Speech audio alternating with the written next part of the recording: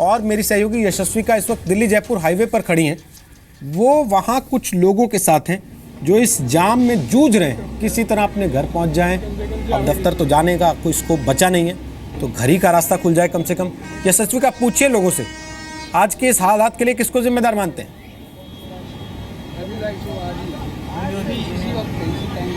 जी बिल्कुल रोहित, सबसे पहले जो यहाँ स्थिति बनी उसमें सबसे ज्यादा परेशानी इन्हीं लोगों को उठानी पड़ी जो गुड़गांव में नौकरी करने के लिए आते हैं और अपने घर से निकलते हैं। कुछ लोग हैं मेरे साथ। आप घर से निकले, कितनी परेशानी उठानी पड़ी, सबसे पहले आप ये बताइए। मैम हम बस में बैठे 7:30 बजे, उसके बाद निकले, पड़ोई चौक पे जाम लगा। उससे कितने घंटे में पहुंचे आप? 2 घंटे लग गए हमारे को। और कितनी देर में वैसे पहुंच जाते हैं? हमें 15 मिनट लग जाती है। 15 मिनट के रास्ते में आप 2 घंटे में पहुंचे। किसके लिए आप इसको जिम्मेदार ठहराते हैं? इसके लिए प्रशासन की भी गलती है जी, रोड टूटे पड़े हैं सारे। रोड टूटे पड़े हैं, प्रशासन। रोहित, हमारे साथ एक शख्स है जिनको इस जाम की वजह से और जो भी जल जमाव हुआ उसमें चोट भी लगी है। क्या हुआ आपके साथ, क्या हुआ सब? हाँ जी, जब मैं कल सेंटर से आ रहा था छुट्टी, तो पानी अधिक भरा हुआ था, तो उसका ध्यान नहीं किया, तो इसलिए मैंने उसमें मेरा पाँव गया, तो मेरा हाथ फंस गया। तो सीवर में जो है आप गिर गए? हाँ जी। तो सीवर में गिरे, किस तरह बचे, क्या हुआ? बचा, इस भाइयों ने बचा लिया मेरे को। अच्छा, तो लोगों ने आपको बचाया। सीवर था, आपको दिखा नहीं जो गड्ढा था। आप बताइए, आपको क्या कुछ परेशानी हुई, क्या हुआ था? देखिए मैडम, हमारे आधे घंटे का टाइम है यहाँ तक पहुँचने का, हीरो होंडा अपने घर से, बस स्टैंड से, लेकिन हमें यहाँ से पैदल चलना पड़ा। कम से कम वहाँ राजीव चौक से हमें ऑटो भी नहीं मिल रही थी। कितनी मशक्कत के बाद हमें ऑटो मिली है, वो भी ऑटो आने वाले यहाँ को तैयार नहीं थे। हीरो होंडा का अगर कोई 10 रुपए की जगह कोई 40 रुपए मांग रहा था, कोई 50 रुपए मांग रहा था। पर हम वहाँ से फिर यहाँ पे पूरी तरह से जाम पड़ा हुआ था, राजीव चौक फ्लाई ओवर भी पूरी तरह से जाम थी। फिर हम वहाँ से पैदल भागते हुए आए यहाँ पे, हमें कैसे भी करके अपने काम पे पहुँचना था।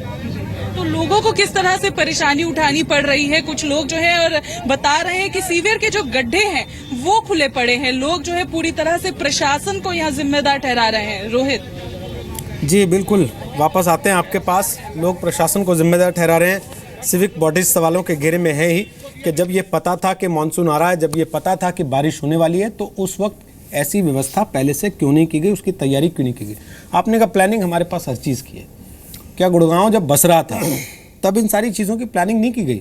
जब गुड़गांव में नई नई टाउनशिप्स को परमिशन मिल रही थी, जब गुड़गांव में नए नए मॉल्स को परमिशन मिल रही थी, उनके लिए ज़मीनें दी जा रही थी, SEZ बन रहे थे, तो ये सारी चीज़ें ध्यान नहीं रखी जाती कि गाड़ियाँ भी बढ़ेंगी? इन सब के प्लान्स NCR प्लानिंग बोर्ड ने देखे थे, उन्होंने ध्यान भी दिया था, लेकिन सवाल आता है इम्प्लीमेंटेशन का। मैं एग्जाम्पल देता हूँ दिल्ली की, आपको दिल्ली का इतना डिटेल प्लान बना हुआ है रिवर यमुना का कि कभी फ्लड नहीं आएगा। जितना पानी या फालतू पानी सब ग्राउंड वाटर बनेगा नीचे जा करके।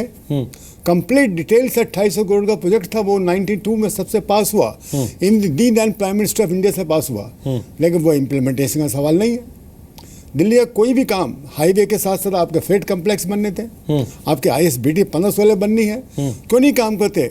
पैसे की कोई दिक्कत नहीं है दिल्ली के अंदर, कोई कहीं भी दिक्कत नहीं है, सब प्राइवेट सेक्टर पार्टली इन्वॉल्व होगा और होना चाहिए, क्यों अल्टीमेटली काम उन्हीं के आना है। लेकिन somebody has to say कि जैसे plan A, plan B, plan C, और दिखाना है, बताना है लोगों को। लोग एकदम अब उसके साथ चलेंगे, प्लान के साथ साथ चलेंगे, अब प्लान के साथ साथ चलते हैं, but somebody has to initiate it। मैं तो दिल्ली के बारे में चैलेंज के साथ कह सकता हूँ, दिल्ली में आप 2 साल 3 साल प्लानिंग के साथ इम्प्लीमेंटेशन करा दीजिएगा, थोड़ा सीड कैपिटल पैसा देने के बाद में दिल्ली की पोजीशन ठीक हो जाएगी। दिल्ली की पोजीशन ठीक होते ही नेचुरली फर्क पड़ेगा आपके नोएडा पर, फर्क पड़ेगा गुड़गांव पर, फर्क पड़ेगा आपके जितने भी आसपास के हैं, जिसको हम कहते हैं NCR प्लस CNCR, सब पे फर्क पड़ेगा। संबित पात्रा, ठीक है, आप जो बात कह रहे हैं मैं उनसे भी जवाब लेता हूं, लेकिन संबित पात्रा, एक और चीज़ ये है कि भाई अकाउंटेबिलिटी फिक्स करने की व्यवस्था क्यों नहीं होती हमारे देश में? हमसे कह दिया 10 रुपये का RTI कानून तुम्हारे हाथ में, इससे तुम पता नहीं कैसे दुनिया बदल सकते हो। सर, प्राइवेट कंपनी जैसी व्यवस्था क्यों नहीं कर देते? अगर मैं अपनी नौकरी ठीक से नहीं कर रहा हूं तो मेरी जवाबदेही है, मेरे ऊपर सवाल पूछने वाले 2-3 लोग हैं, और जहां मैं गड़बड़ करूंगा मुझसे सवाल पूछा जाएगा, फिर गड़बड़ करूंगा तो मुझे हटा दिया जाएगा। ऐसे ही वहां पे जो सिस्टम है उसमें अधिकारियों को यह डर क्यों नहीं होता कि हमारी नौकरी खतरे में पड़ जाएगी, हमारी जवाबदेही है, हमें हटाया जा सकता है, हमारी तनख्वाह कट सकती है?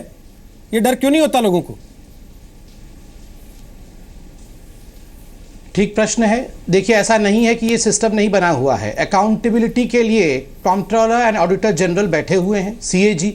आप देखिए report number 4 of 2013 financial and performance audit on district Gurgaon of government of Haryana, ये तो पूरा अकाउंटेबिलिटी रिपोर्ट है। उसमें एक, चूंकि यहाँ गुप्ता साहब जो कि प्लानर है बैठे हुए हैं, मैं उनके सामने ही पढ़ देता हूं कि सीएजी क्या कहती है।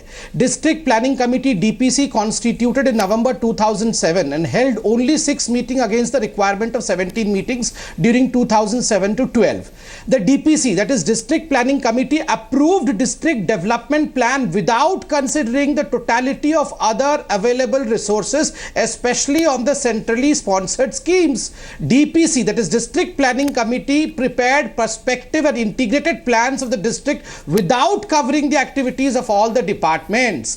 मतलब जो डिस्ट्रिक्ट प्लानिंग कमिटी थी उसने इंटीग्रेटेड तरीके से काम नहीं किया। ये मैं नहीं कह रहा हूं, बीजेपी नहीं कह रही है। कांग्रेस के समय जो सीएजी की रिपोर्ट थी, वो सीएजी की रिपोर्ट 2013 की, वो कह रही है। तो ये अकाउंटेबिलिटी फिक्स हो गया है कि किन लोगों ने ये काम नहीं किया।